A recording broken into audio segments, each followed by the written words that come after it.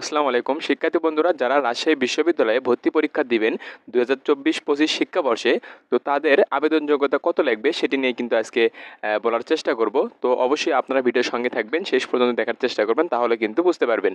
তো এখানে কিন্তু ইউনিট ভিত্তিক আমি বলে দেওয়ার চেষ্টা করব মোট জিপিএ কত লাগবে, তো আলাদা আলাদা বিভাগ থেকে কত পয়েন্ট আপনাদের পাইতে হবে, সিলেকশন আছে কিনা, সব কিছু আজকে কিন্তু বিস্তারিত জানতে পারবেন এই ভিডিওতে। ধাপে ধাপে বলার কিন্তু চেষ্টা করব। প্রথমে আপনারা এ ইউনিটের, তারপর বি ইউনিটের, তারপর সি ইউনিটের আপনারা কিন্তু জানতে পারবেন।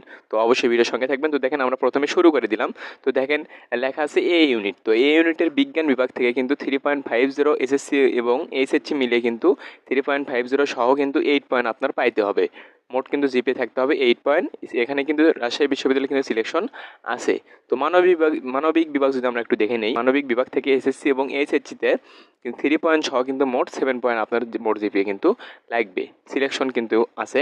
তো ব্যবসায় শিক্ষা যদি আমরা দেখে নেই, তো এই বিভাগে কিন্তু এই ইউনিটের ব্যবসায় শিক্ষা বিভাগ থেকে 3.50 এসএসসি এবং এইচএসসি মিলিয়ে কিন্তু টোটাল কিন্তু জিপিএ লাগবে 7.50। তো এটা কিন্তু এই ইউনিটে চলে গেল। তো আমরা এবার দেখে নিব বি ইউনিটের। তো তারপরে কিন্তু আমরা দেখে নিব সি ইউনিটের।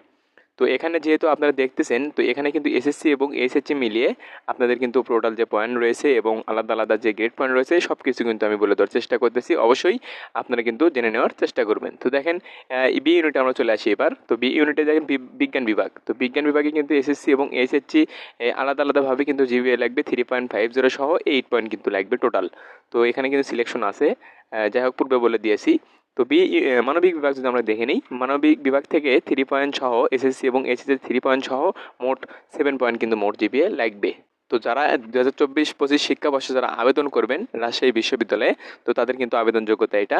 তো ব্যবসায় শিক্ষা, তো এটা আমরা বি ইউনিটের যদি ব্যবসায় শিক্ষা ইউনিট থেকে দেখে নিই, তো এখানে কিন্তু 3.50 কিন্তু এসএসসি এবং এইচএসসি সব মিলিয়ে কিন্তু 3.50 সহ আলাদা আলাদাভাবে 3.50 সহ মোট জিপিএ লাগবে 7.50। তো আমরা এবার দেখে নিব সি ইউনিটের। তো সি ইউনিটের আবেদন যোগ্যতা কত লাগবে সেই ক্ষেত্রে আমরা একটু দেখে নিব।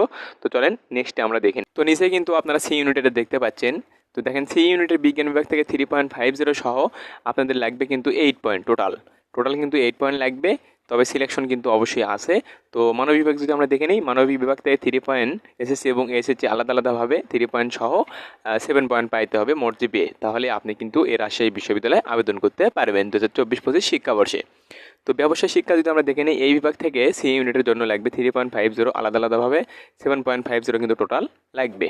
তো এই ছিল আজকের বিষয়। আশা করি কিন্তু আপনারা বুঝতে পেরেছেন এ বি সি ইউনিটের কিন্তু যে আবেদন যোগ্যতা কত পয়েন্ট, গ্রেড পয়েন্ট কত লাগবে সেই ক্ষেত্রে কিন্তু বলে দেওয়ার চেষ্টা করেছি। আশা করি আপনারা কিন্তু বুঝতে পেরেছেন।